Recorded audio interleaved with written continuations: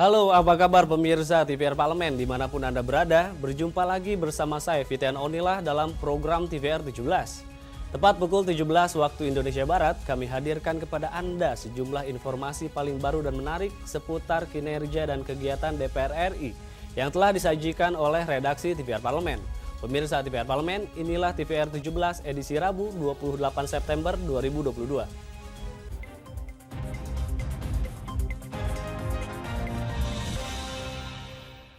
Sekretariat Jenderal DPR RI melalui televisi dan radio parlemen menjalin kerjasama dengan Radio Republik Indonesia atau RRI dalam hal publikasi kegiatan dan kinerja DPR RI. Tujuannya adalah memberikan informasi yang benar dan optimal terkait kegiatan dan kinerja DPR RI, terutama proses legislasi yang berpihak pada masyarakat. Sekretariat Jenderal DPR RI melalui televisi dan radio parlemen menjalin kerjasama dengan RRI dalam hal publikasi kegiatan dan kinerja DPR RI. Hal ini dilakukan lewat nota kesepahaman atau MOU antara keduanya. Sekretaris Jenderal DPR RI Indra Iskandar menyebut nota kesepahaman ini merupakan komitmen Sekjen DPR RI dan RRI untuk memberikan informasi yang benar dan optimal terkait kegiatan dan kinerja DPR RI, terutama proses legislasi yang berpihak pada masyarakat. Keputusan-keputusan berkaitan dengan kepentingan publik itu seringkali pertama tidak terinformasi secara baik ke publik, yang kedua terjadi disinformasi karena di ruang publik ini hoax bertebaran luar biasa. Misalnya kalau terakhir kita tahu soal listrik 450-900 itu, apa yang terjadi di DPR seperti apa, yang di ruang publik seperti apa, dan itu membuat gaduh situasi. Lebih lanjut, Direktur Utama Lembaga Penyiaran Publik RRI, I. Hendrasmo menyebut kerjasama ini perlu dijalin untuk memperkaya konten yang disajikan kepada masyarakat terkait proses legislasi di DPR RI, mulai dari diskusi hingga pengambilan keputusan. Masyarakat perlu tahu nih apa yang terjadi dengan undang-undang PDP atau Cipta Kerja dan banyak hal. Saya kira kan tugas DPR diantaranya adalah melakukan legislasi banyak undang-undang yang harus diketahui masyarakat secara lebih detail, secara lebih utuh gitu ya. Karena selama ini mungkin masyarakat mengetahui dari pihak lain, maka tadi Pak Sekjen menyampaikan kita langsung dari sumbernya untuk menghindari adanya hoax ya. Kita berita-berita yang keluar dari sumber-sumber lain barangkali mungkin akan mengalami distorsi. Nah, kita dapat sumbernya langsung dari DPR. Teresia dan Tegar, TVR Parlemen melaporkan. Komisi 10 DPR RI menyayangkan adanya perpecahan kepengurusan yang mengakibatkan dualisme kepemimpinan yang terjadi di tubuh Persatuan Tenis Meja seluruh Indonesia. Komisi 10 meminta dualisme ini segera diakhiri karena berimbas pada prestasi tenis meja Indonesia. Komisi 10 DPR RI menyayangkan adanya dualisme kepengurusan tenis meja yang berdampak pada kemandulan prestasi atlet. Ditemui saat rapat dengar pendapat Komisi 10 DPR RI dengan Persatuan Tenis Meja Ancol Barat DKI Jakarta di Gedung Nusantara 1 Senayan, Jakarta, anggota Komisi 10 DPR RI Johar Arifin Husin mengatakan perpecahan kepengurusan tenis meja menimbulkan sejumlah kerusakan. Salah satunya, para atlet tidak dapat bertanding dalam kejuaraan tingkat nasional maupun internasional. Mereka menyampaikan keluhan prihatin dan luar biasa ya, kerusakan tenis meja Indonesia karena adanya faktor dualisme. Jadi ada pengurus besar, ada pengurus pusat. Nah, ini perpecahan tidak tanggung-tanggung sudah 13 tahun. Ya, jadi kita mendapatkan laporan ini, kita langsung mengundang mereka untuk mendengarkan apa masalah-masalah. Dan kita tahu bahwa dengan perpecahan ini kerusakan luar biasa bagi tenis meja. Pembinaan tentu rusak. Apalagi atlet tidak bisa bertanding di PON. Pendapat yang sama disampaikan anggota Komisi 10 DPR RI lainnya Rano Karno. Menurutnya seharusnya dualisme kepengurusan tidak berpengaruh pada kegiatan maupun prestasi para atlet. Yang kita sesali, oke lah organisasi mau berapa biji. Tapi kegiatannya kok nggak ada. Gitu loh. Saya memang belum pernah menjadi pengurus PTMSI, tapi saya tahu tentang dunia tenis meja ini. Mau saya kalau memang ada PB, ada PP. Tapi kalender kegiatan lakukan dong. Ini nggak ada apa-apa. Jadi ngapain jadi pengurus? Itu yang kita sayang. Yang korban atlet-atlet kita, anak-anak kita. Oki Zulindra dan Rangga, TVR Parlemen melaporkan. Beralih ke informasi berikutnya, Komisi 11 DPR RI meminta bank milik BUMN seperti Bank Mandiri meningkatkan inklusi keuangan dengan cara digitalisasi perbankan sehingga memudahkan masyarakat dan UMKM dalam mengakses layanan perbankan. Bank Mandiri menyampaikan 3 fokus strategi tahun 2022, salah satunya memperkuat pertumbuhan bisnis value chain secara ekosistem. Anggota Komisi 11 DPR RI meminta Bank Mandiri meningkatkan inklusi keuangan dengan cara digitalisasi perbankan, sehingga memudahkan masyarakat dan UMKM dalam mengakses layanan perbankan. Dalam rapat dengar pendapat pagi tadi, Putri Komarudin mengatakan, dengan digitalisasi perbankan, masyarakat bisa mudah mengakses layanan perbankan tanpa terikat jam operasional bank. Ia mencontohkan masyarakat desa yang mayoritas petani kesulitan mendapatkan akses layanan bank karena jam operasional bank, sementara masyarakat harus bertani di sawah dari pagi hingga sore. Kita minta peningkatan layanan untuk masyarakat kecil yang notabene jam kerjanya mungkin tidak sesuai dengan jam kerja perbankan. Mereka yang bertani mungkin dari pagi sampai sore, sementara perbankan tutup jam 3. Jadi dengan adanya era digitalisasi ini saya yakin akan ada jawaban-jawaban untuk inklusi keuangan ini. Senada dengan itu, anggota Komisi 11 DPR RI Fauzi Amro menekankan, digitalisasi perbankan perlu segera dilakukan agar UMKM bisa mengakses permodalan dari perbankan secara mudah dan cepat.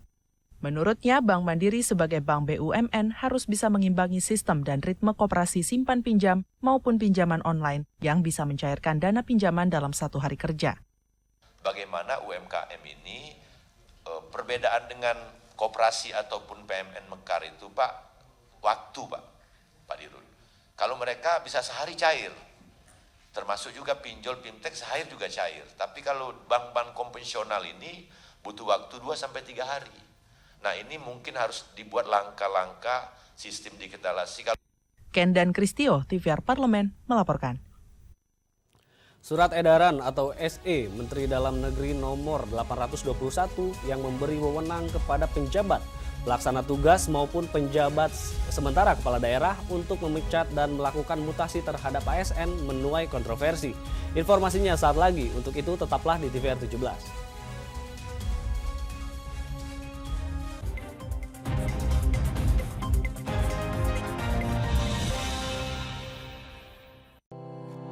Tugas dan fungsi DPR RI sangat penting bagi negeri ini sebagai pengemban amanat rakyat. Namun tidak banyak yang tahu apa saja fungsi dan tugas dari DPR. DPR mempunyai 3 fungsi pokok, yaitu legislasi, anggaran, dan pengawasan. Ketiga fungsi tersebut harus dilaksanakan dalam kerangka fungsi representasi yang mengedepankan kepentingan rakyat berdasarkan aspirasi masyarakat dan untuk kesejahteraan rakyat.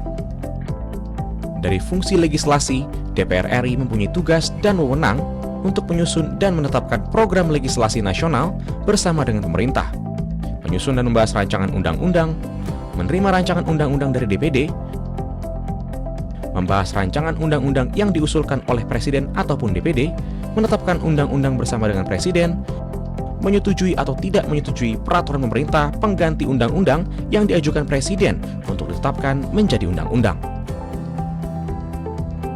Sementara, fungsi anggaran membahas dan memberikan persetujuan atau tidak memberikan persetujuan terhadap rancangan undang-undang tentang APBN yang diajukan Presiden, memperhatikan pertimbangan DPD atas rancangan undang-undang tentang APBN dan rancangan undang-undang terkait pajak, pendidikan, dan agama, menindaklanjuti hasil pemeriksaan atas pengelolaan dan tanggung jawab keuangan negara yang disampaikan oleh BPK, memberikan persetujuan terhadap pemindahantanganan aset negara maupun terhadap perjanjian yang berdampak luas bagi kehidupan rakyat yang terkait dengan beban keuangan negara.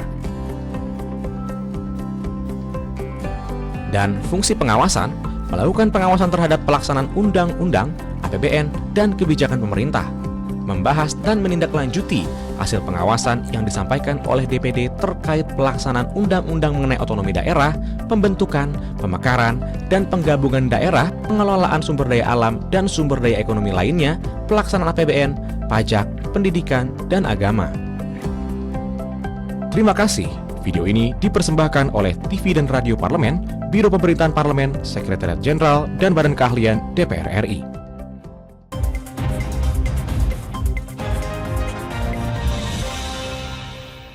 Kembali di TVR 17, surat edaran tentang persetujuan Mendagri kepada penjabat kepala daerah yang bisa memutasi dan memecat ASN menuai pro dan kontra. Hal ini dikhawatirkan akan berpotensi membuka peluang terjadinya abuse of power atau penyalahgunaan kekuasaan. Keberadaan surat edaran ini turut menuai kritik keras dari sejumlah anggota Komisi 2 DPR RI karena menabrak sejumlah undang-undang. DPR meminta Menteri Dalam Negeri Tito Karnavian segera mencabut atau merevisi surat edaran tersebut. Berikut ini laporan mendalam yang telah dirangkum oleh tim redaksi TVR Parlemen dalam segmen editorial Parlemen.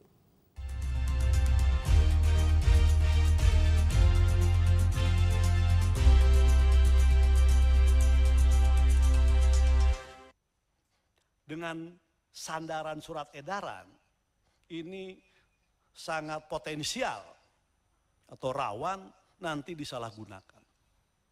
Rawan namanya abuse of power. Itu rawan sekali. Nah, maka terkait dengan itu kita coba diskusikan. Apakah misalnya kita itu coba dicabut, dikeluarkan surat edaran yang baru, dievaluasi atau direvisi terkait dengan soal surat edaran itu. Supaya dasar hukumnya ini tidak bertentangan dengan undang-undang yang ada semua.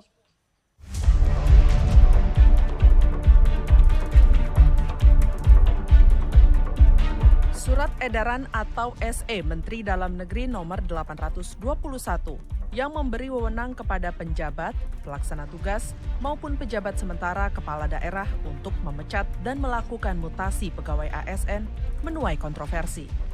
Keberadaan surat edaran ini menuai kritik keras dari Komisi 2 DPR RI karena menabrak sejumlah undang-undang.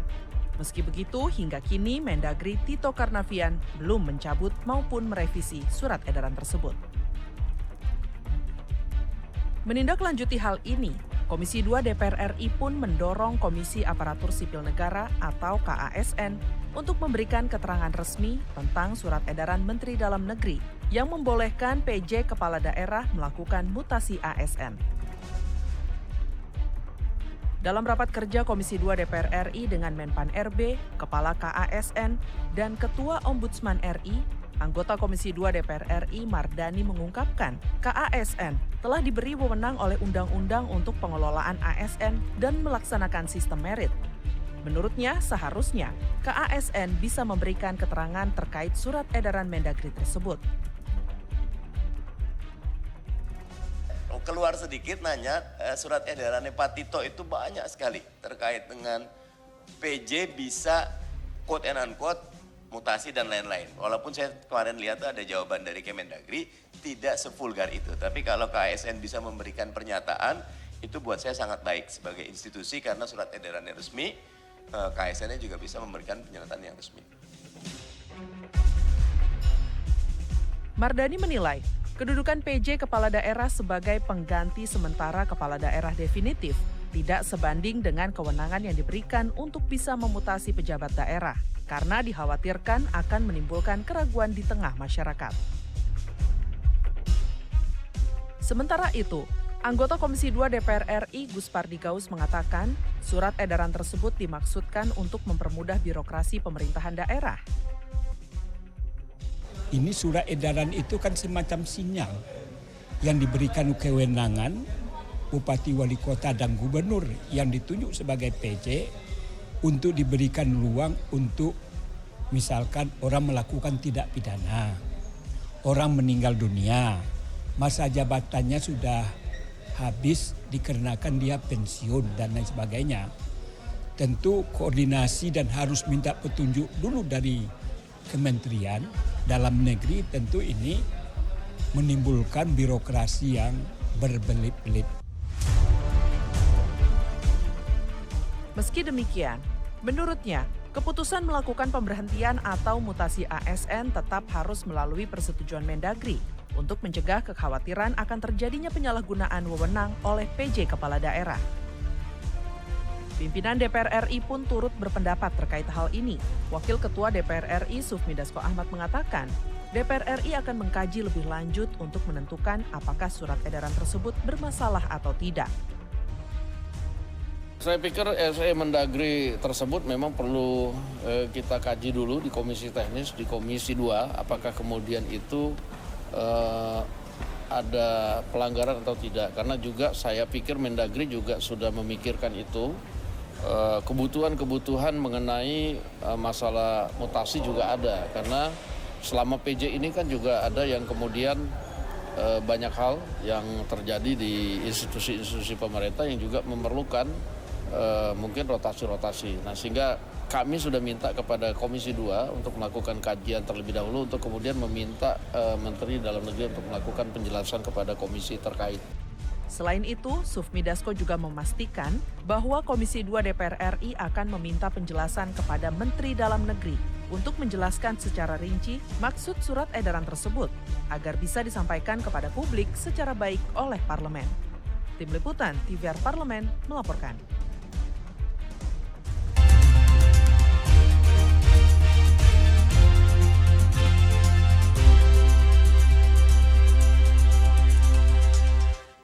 Sekretariat Jenderal DPR RI melalui televisi dan radio parlemen menjalin kerjasama dengan Radio Republik Indonesia atau RRI dalam hal publikasi kegiatan dan kinerja DPR RI. Informasinya saat lagi, untuk itu jangan kemana-mana, tetaplah di TVR 17.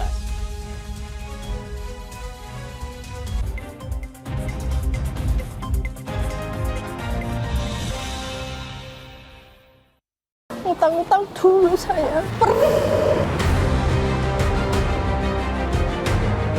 Mereka yang tidak cukup paham teredukasi bagaimana menyuarakan aspirasi demi memperoleh jawaban. Sini ditambang untuk seperti itu, warga sini tidak mengizinkan. Sebab apa? Itu menyangkut isi perut kami semua.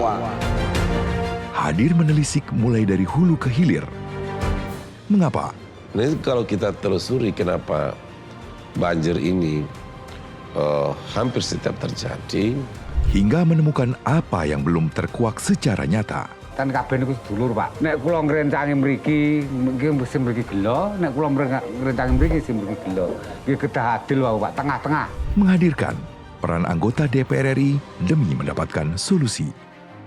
Saksikan Suara Dapil, Senin sampai Jumat pukul 10 waktu Indonesia Barat, hanya di TVR Parlemen.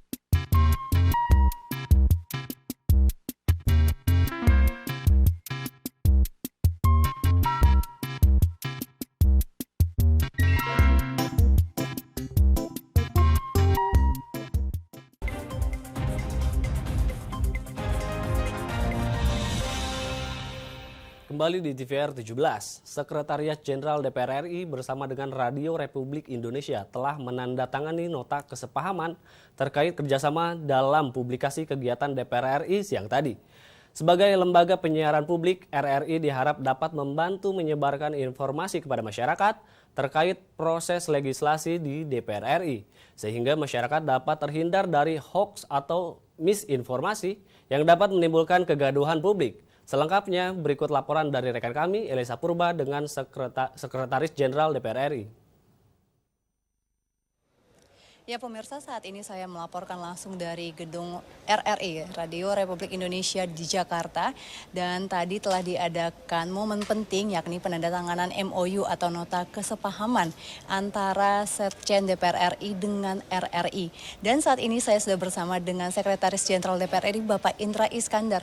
Bapak, terima kasih atas waktunya Pak. Mungkin boleh Pak cerita sedikit tentang momen penting di hari ini di mana akhirnya kita menandatangani MOU Pak. Mungkin bisa sedikit cerita tentang bagaimana prosesnya dan kenapa memilih RRI, Pak? Ya, terima kasih. Jadi kita tahu bahwa RRI ini kan media konvensional yang mempunyai jaringan sangat luas ya, dari pelosok ujung barat Aceh sampai pelosok ujung timur di Papua itu jaringannya cukup bagus gitu ya, sehingga tentu ini adalah satu potensi bagi kami untuk bekerja sama menggunakan jaringan RRI untuk menyampaikan informasi-informasi kinerja Dewan atau DPR kepada publik yang banyak hal selama ini tidak terinformasi secara baik. Saya kira walaupun di kota-kota besar saat ini orang menggunakan platform digital yang gadget ya, tapi publik masyarakat kita di banyak tempat masih mendengarkan radio gitu ya di bagian-bagian terluar, dan itu mereka perlu menjadi target kami untuk informasi-informasi tentang kinerja kedewanan. Jadi saya kira potensi RRI inilah yang menginspirasi kami untuk bekerja sama, sehingga ke depan nanti informasi-informasi kedewanan berkaitan dengan keputusan-keputusan politik, pembahasan-pembahasan, semua melalui RRI itu publik akan tahu dari sumber utamanya, bukan sumber-sumber yang sudah terdistorsi, apalagi hoax memang saat ini menjadi berkembang luas. Nah, kami berharap RRI menjadi bagian untuk sama-sama menyampaikan kepada publik tentang kegiatan-kegiatan Dewan yang memang tugas utamanya mewakili aspirasi masyarakatnya. Baik, berarti kita menargetkan masyarakat di Indonesia bisa mendengarkan semua penyiaran maupun publikasi tentang DPR RI ya Pak ya. Dan nanti Pak, kira-kira harapannya dari adanya MOU ini bagaimana Pak? Ya, setelah harapan MOU kan kami segera menyusun program-program bersama gitu ya.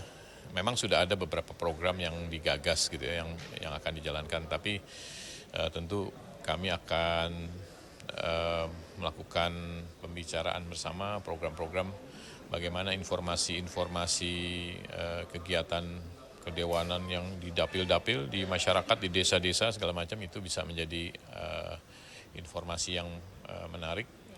Jadi dengan MOU ini ke depan tentu kita bisa mengembangkan beberapa atau banyak program bersama tentang informasi-informasi yang sifatnya kenegaraan, yang sifatnya menyangkut kepentingan orang banyak. Nah, RRI ini salah satu media yang menjadi mitra kita. Baik, berarti fokusnya Pak untuk penyiaran dan juga publikasi dari program-program yang ada dari DPR RI ke seluruh masyarakat Indonesia ya Pak. Tentu kita berharap semoga nanti program-programnya bisa tersebarkan masyarakat juga bisa mengetahui apa aja yang jadi program dari DPR RI. Terima kasih atas waktunya Pak Indra, dan pemirsa, demikian laporan saya langsung dari RRI Jakarta, dan kembali ke studio. Selanjutnya pemirsa, apa saja yang menjadi topik perbincangan di media online pada hari ini? Usai jeda tetaplah di TVR 17.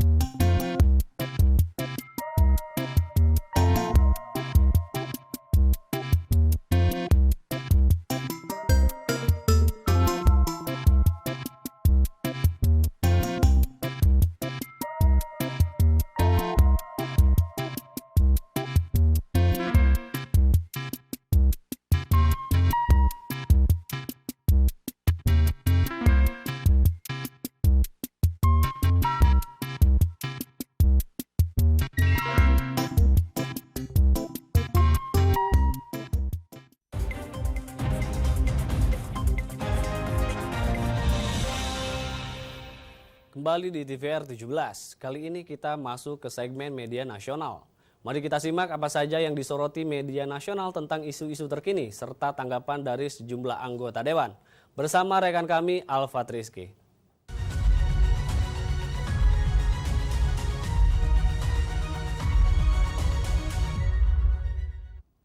Baik, terima kasih Fitian dan pemirsa TVR Parlemen. Mari kita bahas apa saja yang menjadi headline media online pada hari ini. Berita yang pertama datang dari Komisi 2 DPR RI yang ingatkan PJ Kepala Daerah tidak boleh rangkap jabatan. Pemirsa, dapat Anda saksikan di sini di layar kaca ada beberapa portal media online yang memberitakan terkait dengan Komisi 2 DPR RI akan meminta klarifikasi Menteri Dalam Negeri Tito Karnavian terkait penjabat atau PJ Kepala Daerah yang merangkap jabatan, salah satunya adalah PJ Gubernur Bangka Belitung Ridwan Jamaluddin yang masih menjabat sebagai Dirjen Mineral Batubara Kementerian SDM Republik Indonesia. Wakil Ketua Komisi 2 DPR RI Junimart Girsang menegaskan PJ Kepala Daerah tidak boleh rangkap jabatan sebab akan tidak fokus dalam pembangunan daerah. Menurutnya terdapat maladministrasi dalam PJ Gubernur yang rangkap jabatan. Junirmat juga mengaku mengetahui PJ Gubernur Babel masih merangkap jabatan usai melakukan kunjungan kerja spesifik Komisi 2 DPR RI ke Babel pada 22 September 2022 lalu. Saat itu Gubernur tidak ada di Babel karena sedang menjalankan tugas kedirjenan di Kementerian ESDM. Dan pemirsa, selanjutnya Komisi 2 juga akan berkirim surat ke Kementerian ESDM Republik Indonesia untuk meminta penjelasan soal jabatan Ridwan Jamaluddin. Senada dengan Junimart, anggota Komisi 2 DPR RI Gus Pardi Gaus menilai PJ Kepala Daerah tidak boleh merangkap jabatan struktural di eselon sebelumnya. Hal tersebut untuk menjamin konsentrasi penuh PJ Kepala Daerah saat menjalankan tugasnya. Dan di sini pemirsa, Gus Pardi mengimbau agar PJ Kepala Daerah sebaiknya fokus memimpin daerahnya karena banyak persoalan yang membutuhkan perhatian pemimpin yang tak hanya sambilan.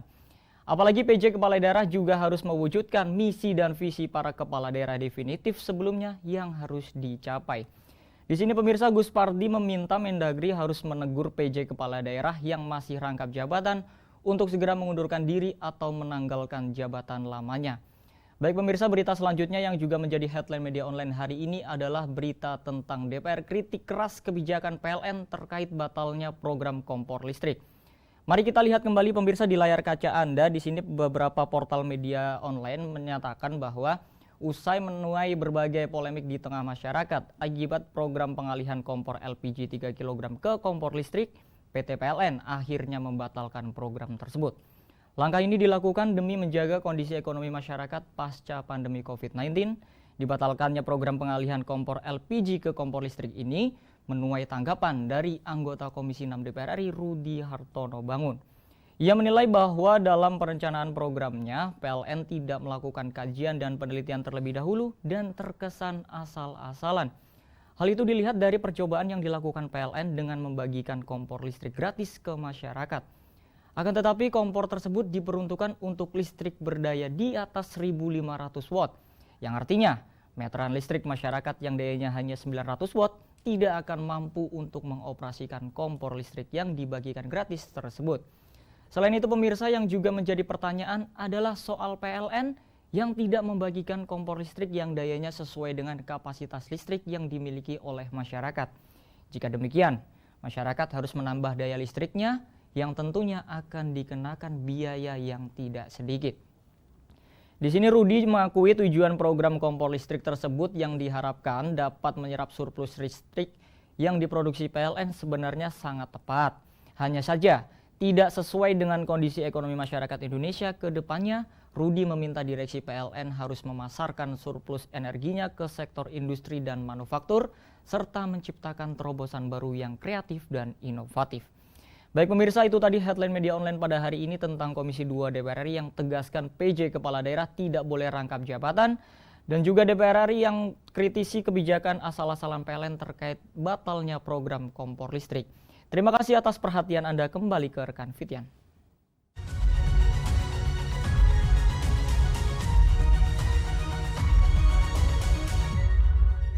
Baik, terima kasih Alfat yang telah menyampaikan sejumlah sorotan dari media online nasional pada hari ini. Pemirsa TVR Parlemen, segmen media online tadi sekaligus menutup program TVR 17 edisi sore hari ini.